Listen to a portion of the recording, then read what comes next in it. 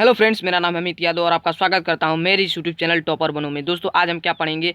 आज हम पढ़ेंगे class 9th history chapter 2 Russian revolution, जो हमारा socialism in Europe and Russian revolution chapter है। उसका जो टॉपिक है द 1905 रिवोल्यूशन। इसके बारे में हम जानेंगे कि देखिए, सबसे पहले तो मैं आपको बेसिक चीज़ों के बारे में बता दूँ कि रशिया का जो रिवोल्यूशन है वो 3 पहलों में हुआ था। ठीक है, 3 पहलों का क्या मतलब कि 3 बार रिवोल्यूशन हुआ था। जैसे कि सबसे पहला जो रिवोल्यूशन है वो 1905 में रिवोल्यूशन है, जिसे हम ब्लडी संडे के नाम से भी जानते हैं। और जो दूसरा रिवोल्यूशन था वो था फरवरी 1917 रिवोल्यूशन, और तीसरा रिवोल्यूशन जो था वो अक्टूबर 1917 रिवोल्यूशन था। ठीक है, तो सबसे पहले बात करते हैं 1905 का रिवोल्यूशन जो हुआ था, उसमें जो हुआ था। तो सबसे पहले मैंने आपको बता ही दिया है कि इसके पिछले वीडियो तक हम रशिया के एम्पायर के बारे में सब कुछ पढ़ चुके हैं। अगर आप वो वीडियो नहीं देखे तो आप जाकर जल्दी से देख लीजिए। उसमें मैंने आपको बताया था कि रशिया के वहाँ पर राजा कौन था, कौन कौन सी भाषाएं बोली जाती थी, कौन कौन सी धर्म के लोग रहते थे, उसमें मतलब कि इकोनॉमिक कंडीशन कैसा था, सोशल कंडीशन कैसा था। पिछले वीडियो में मैंने आपको बताया था कि 2 पॉलिटिकल पार्टीज बनी थी, एक वर्कर्स ने बनाई थी, एक पीजेंट्स ने बनाई थी। आप उन दोनों का नाम और वो कब बनी थी उनके बारे में लिखकर कमेंट बार में आपका होमवर्क है, आपका मतलब कि उनको बताना है। या फिर चलिए मैं उनका नाम बता देता हूँ। वर्कर्स के द्वारा जो बनी थी वो थी Russian social democratic worker party. अब ये कब बनी थी ये आपको लिखना है। और जो पीजेंट्स बनाए थे सोशलिस्ट रिवोल्यूशनरी पार्टी, वो कब बनी थी वो भी आपको लिखना है। ठीक है, चलिए इस टॉपिक को स्टार्ट करते हैं। तो देखिए, जैसे कि हमने देख ही लिया कि Russia was an autocracy, all power in the hand of सार। जैसे मैंने आपको पिछले वीडियो में बताया था कि सार निकोलस सेकेंड जो था वो रशिया का राजा था, और जो कि एक बहुत ही करप्ट रूलर था, कह सकते हैं करप्ट रूलर था। बहुत ही करप्ट रूलर था, जिसकी वजह से मतलब कि जितने भी पावर उसके अंदर, जितने भी पावर थे जो कि रशिया को कंट्रोल करते थे, वो सारे पावर उसी के पास थे। वही जितना भी जो भी डिसीजंस लेता था, सारे वही डिसीजंस लेते थे। ठीक है, सार निकोलस सेकेंड जो था वह बहुत ही एक ऑटोक्रेट्स था, जो कि सारे डिसीजंस वही लेते थे। तो मतलब कि सारे पावर्स जो थे वो सार के अंदर ही थे। ठीक है, अब कंफ्यूज नहीं होना कितने लोग इसे सार पढ़ते हैं, कितने लोग जार पढ़ते हैं। तो आपको जो अच्छा लगे, सुविधा पड़े, वो आप पढ़ सकते हैं। ठीक है, देखिए मतलब सारे जो डिसीजंस था वो सार निकोलस सेकेंड ही लेता था, जिसकी वजह से सिटीजन्स जो थे वो बहुत ही ज़्यादा परेशान थे, और वो चेंज चाहते थे कि इस रूल में चेंज होके इस गवर्नमेंट के मतलब कि गवर्नमेंट के आइडिया के जो गवर्नमेंट जिस तरह से चल रही है इसमें चेंज आए। ठीक है, they were supported by the nationalist and jadidist. कौन लोग नेशनलिस्ट और जेजिस्ट से सपोर्ट हुए? सिटीजन जो थे, जो लोग चेंज चाहते थे, उन्हें नेशनलिस्ट और जो जजिस्ट थे वो लोग ने सपोर्ट किया। ठीक है, नेशनलिस्ट कौन थे? वही सोशलिस्ट वगैरह, और जो मतलब कि कंट्री के थोड़े मतलब कि हायर लेवल के मतलब कि थोड़े ऊंचे पद के लोग जो थे वो लोग नेशनलिस्ट थे। और जेजिस्ट कौन थे? Muslim reformers in the Russian empire who wanted to modernise Islam. जो जजेस थे वो लोग इस्लाम को मॉडर्नाइज करना चाहते थे। इस्लाम आपको पता है मुस्लिमों का मतलब कि कह सकते हैं मुस्लिमों का ही मतलब कि मुस्लिम ही मानते हैं इस्लाम। ठीक है, मुस्लिम इस्लाम मानते हैं। तो मुस्लिम जो थे वो जजेस, तो वो लोग मुस्लिम थे जो कि इस्लाम को आगे बढ़ाना चाहते थे। ठीक है, अब देखिए autocratic rule, bad economic condition. देखिए, ऑटोक्रेटिक रूल होने की वजह से बैड इकोनॉमिक कंडीशन थी। अब इकोनॉमिक कंडीशन बैड कैसे थी, खराब कैसे थी, वो समझने की यहाँ पर ज़रूरत है। तो देखिए, ऑटोक्रेटिक रूल होने की वजह से सारे डिसीजन जो थे वो, सबसे पहले बात मैंने आपको पहले ही क्लियर कर दिया कि जार लेता था। तो जिससे वजह से ना वो खेती में भी बहुत ही मतलब कि बहुत ही ज़्यादा वो चाहता था कि कम ही पैसों में खेती अच्छे से हो जाए, और जिसकी वजह से मतलब कि वो खेती में भी लोगों को मतलब कि टैक्स वगैरह लेते लगता था। और लोगों से मतलब वैसे मैंने आपको पहले ही बताया था कि नोबल लोग कंट्रोल करते थे, जिसकी वजह से जितना भी मतलब कि उसमें पैसा होता था नोबल्स वगैरह ले लेते थे, जिसकी वजह से बहुत ही ज़्यादा कह सकते हैं कि बहुत ही ज़्यादा जो प्राइसेस की प्रोडक्शन था बहुत ही ख़राब था। ठीक है, बहुत ही कम हो रहा था। ठीक है, जिसकी वजह से देखिए जब प्रोडक्शन नहीं हो रहा तो जाहिर सी बात है जो प्राइस है वो तो बढ़ेंगे ही। ठीक है, bad economic condition, prizes of essential goods increases. जो गुड्स वगैरह फूड की वगैरह जो वे मतलब कि प्राइस थे वो बढ़ गए। और जो रियल वेजेस था, जैसे वर्कर्स जो थे वहाँ इंडस्ट्रीज में काम कर रहे थे, ये केवल मैं पीजेंट्स के लिए नहीं कर रहा हूँ, वर्कर्स के भी लिए कर रहा हूँ। जो वहाँ के जो गुड्स प्रोड्यूस करते थे वो बहुत ही कम होते थे, क्योंकि वहाँ के जितने भी वो थे वो आउन करते थे, मतलब कि कुछ ही लोगों के अंदर में था, जिसकी वजह से प्रोडक्शन जिससे बहुत ही ज़्यादा कम हो गया था, जिससे हर चीज़ का प्राइस जो था वो बढ़ गया था।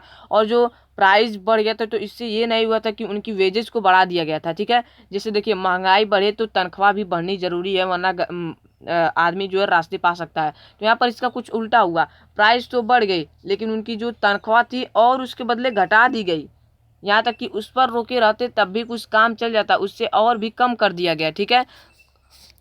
अब देखिए एक घटना होती है जिससे मतलब कि जिससे 1905 का रेवोल्यूशन कह सकते हैं कि स्टार्ट हो जाता है। एक घटना होती है, वो कौन सी घटना है, ये वाली। एक बार क्या होता है कि 4 मेंबर जो है असेंबली ऑफ द रशियन के वर्कर्स जो थे वो अपनी एक असेंबली बनाए थे। उस असेंबली के जो 4 वर्कर्स हैं वो एक इंडस्ट्री से रिमूव कर दिए जाते हैं, उन्हें निकाल दिया जाता है। और वो इंडस्ट्रीज कौन थी, Putilov iron workers industry, Putilov iron workers industries. ये इंडस्ट्रीज जो थी ये रसिया में थी। रसिया में इस इंडस्ट्रीज के 4 मेंबर जो थे उन्हें निकाल दिया जाता है। और वो 4 मेंबर कौन थे, रशियन वर्कर्स के असेंबली के मेंबर्स थे, ठीक है। जिसकी वजह से 10,000 लोग क्या करते हैं, स्ट्राइक बोल देते हैं पीटर्सबर्ग। ये पुटीलव आयरन वर्कर्स इंडस्ट्रीज कहाँ है, पीटर्सबर्ग में, एसटी पीटर्सबर्ग में। मैंने बताया था कि ज़्यादातर इंडस्ट्रीज जो थी वो एसटी पीटर्सबर्ग और मॉस्को में ही थी, ठीक है। तो यहाँ पर जो ये इंडस्ट्रीज थी पुटीलव आयरन वर्कर इंडस्ट्री, ये एसटी पीटर्सबर्ग में थी। और जब ये 4 मेंबर्स को निकाल दिए जाते हैं, 4 मेंबर रिमूव हो जाते हैं, जिसकी वजह से 10,000 जो वर्कर्स हैं वो स्ट्राइक बोल देते हैं, स्ट्राइक कर देते हैं, मतलब हड़ताल पे बैठ जाते हैं, कहते हैं कि आज हम काम नहीं करेंगे, ठीक है। स्ट्राइक बोल देते हैं, स्ट्राइक मतलब हड़ताल पे आ जाते हैं, ठीक है। Demanding A reduction in the working hours. और ये डिमांड क्या कहते हैं, सबसे मेन पॉइंट देखिए, क्वेश्चन कैसे पूछ सकता है कि 1905 का अगर मतलब कि रेवोल्यूशन के बारे में क्वेश्चन आता है तो क्वेश्चन वो आपसे पूछ सकता है कि किस डिमांड के लिए लोग स्ट्राइक बोलते थे, ठीक है। किस डिमांड को लेकर लोग स्ट्राइक बोलते थे, या फिर किस इंडस्ट्रीज से 4 मेंबर्स को, रशियन असेंबली के 4 मेंबर्स को रिमूव किया जाता है। तो यहाँ से आप आसानी से क्वेश्चन दे सकते हैं, ठीक है।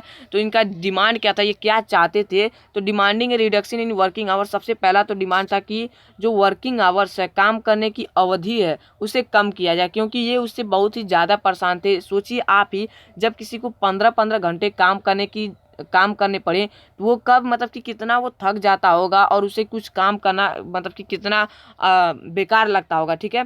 जिसकी वजह से वो अपने घर के आसपास की साफ सफाई भी नहीं कर पाते थे। अगर कोई मतलब कि गवर्नमेंट सैनिटेशन प्रॉब्लम से निकलने का कोई सुझाव नहीं देती है तो कम से कम वो निकल सकते, लेकिन जब इतने देर तक काम करेगा तो कोई कैसे आगे काम कर सकता है, ठीक है।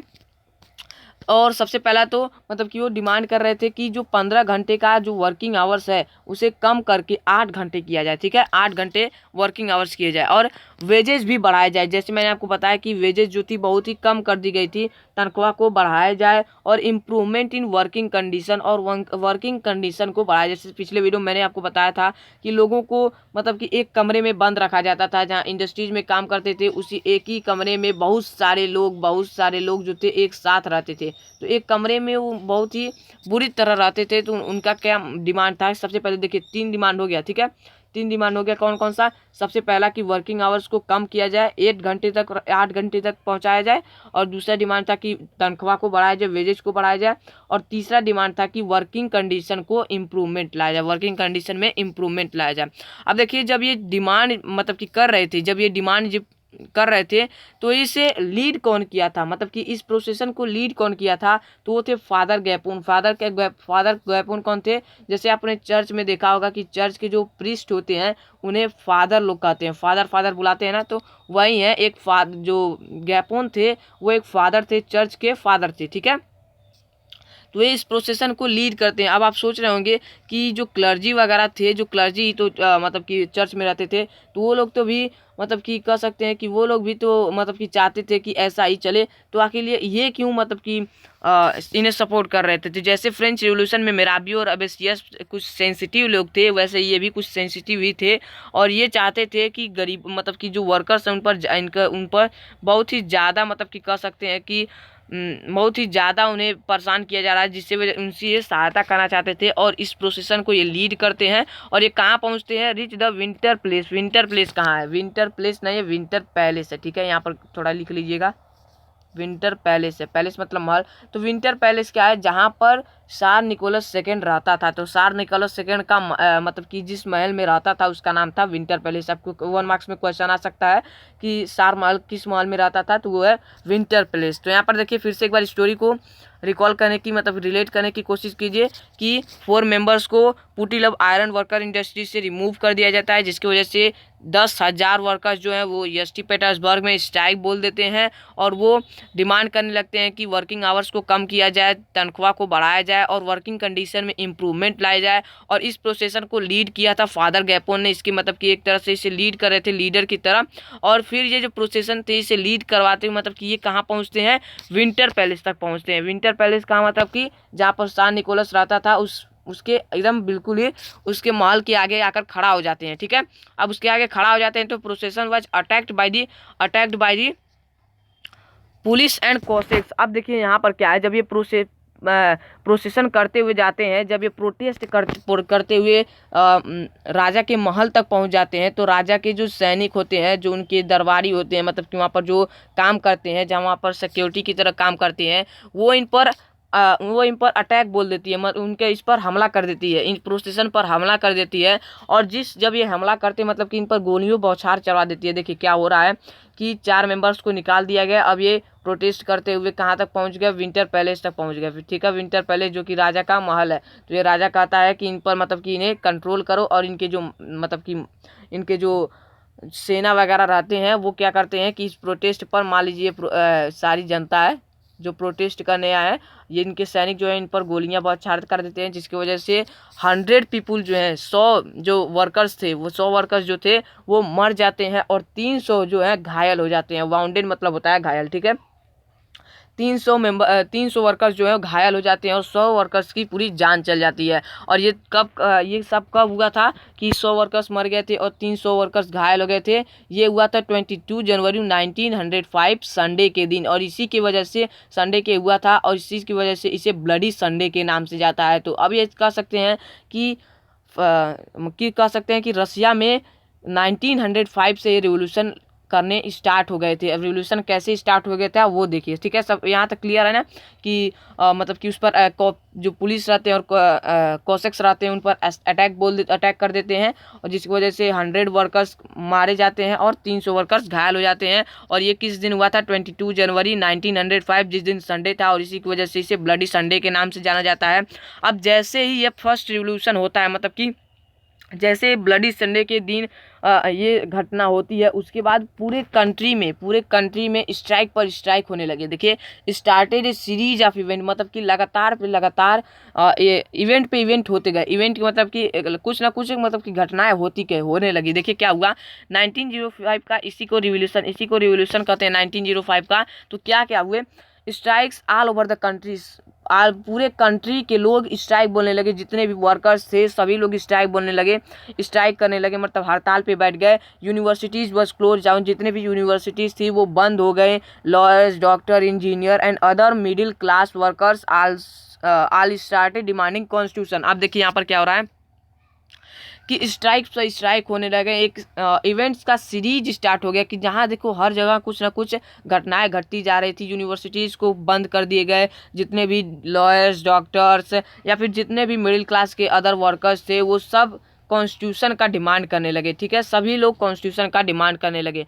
अब बात आती है कि जब ये सारे लोग कॉन्स्टिट्यूशन का डिमांड करने लगे तो सार ने क्या किया? सार का रिएक्शन क्या था? रिएक्शन और सार, ठीक है, ऑन 1905 रेवोल्यूशन, ठीक है।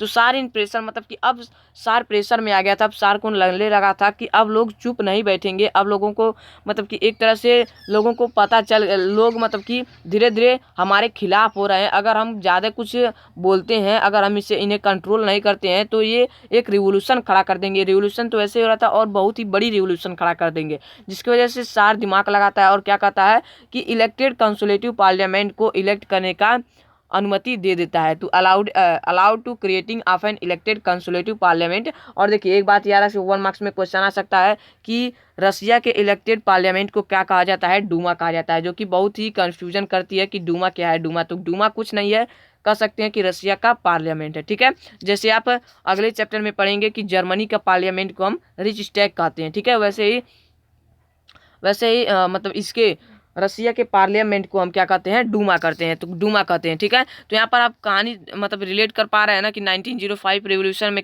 उसके बाद क्या हुआ, स्ट्राइक होने लगे, जिसकी वजह से शाह निकोलस सेकेंड को इलेक्टेड कंसोलेटिव पार्लियामेंट डूमा को इलेक्ट करने का परमिशन देना पड़ा, डूमा बनाने का परमिशन देना पड़ा। लेकिन एक तरह से कहते हैं ना कि मतलब कि जो शाह निकोलस सेकेंड था, वो डूमा जो फर्स्ट पार्लियामेंट बनी थी उसे 75 दिन के अंदर अंदर ही बंद कर देता है।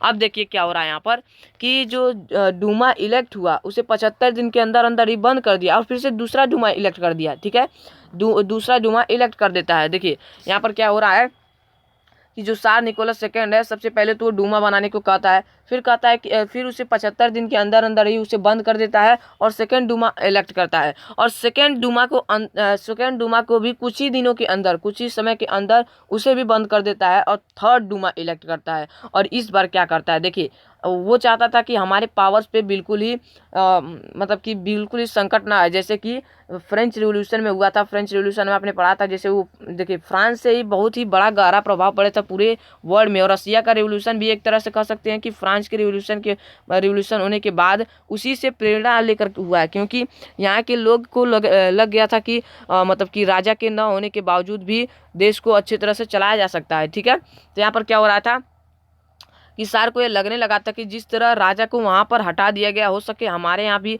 मुझे भी हटा दे। जिसकी वजह से अब क्या किया कि उसने थर्ड डूमा जो इलेक्ट किया उसमें सारे कंजर्वेटिव्स को भर दिया। कंजर्वेटिव पॉलिटिशियन हमने बताया था, जो राजा के मतलब कि मंत्रिमंडल के लोग थे, या फिर कह सकते हैं राजा के जो रिलेटिव्स थे, वो लोग कंजर्वेटिव कहे जाते थे। तो कंजर्वेटिव पॉलिटिशियन को भर दिया, जिसकी वजह से मतलब कि वो भी राजा भी रहे और उसकी जो मतलब कि उसकी जो पोजीशन है वो भी बना रहे। देखिए फ्रांस में क्या होता है कि राजा से लगभग मतलब कि जब वो कॉन्स्टिट्यूशनल मोनार्ची बनता है तो राजा मतलब केवल नाम के लिए राजा रह जाता है, उसका कोई डिसीजन माना नहीं जाता है। तो यहाँ पर सार दिमाग लगाता है कि यहाँ पर अगर मैं इसमें अपने अपने मतलब कि लोगों को यहाँ पर रखता हूँ, जिसकी वजह से मेरे सभी ऑर्डर अभी भी चलेंगे, मेरे सभी डिसीजन अभी भी चलेंगे। तो इसकी वजह से सेकेंड डूमा को भी डिजॉल्व करके थर्ड डूमा इलेक्ट करता है और उसमें कंजर्वेटिव पॉलिटिशियन को पूरे भर देता है। उसमें और किसी पॉलिटिशियन को नहीं डालता, वो और भी किसी अदर मेंबर्स को नहीं डालते, केवल कंजर्वेटिव लोग रहते हैं। तो ये था मतलब कि कैसे हमने देखा कि मतलब कि जो 1905 का रेवोल्यूशन हुआ। ठीक है, तो यहाँ पर आपको यहाँ तक समझ में आ गया होगा कि कहानी क्या है। अब हम देखेंगे first world war and the Russian empire. तो चलिए मिलते हैं अगले वीडियो में, तो धन्यवाद।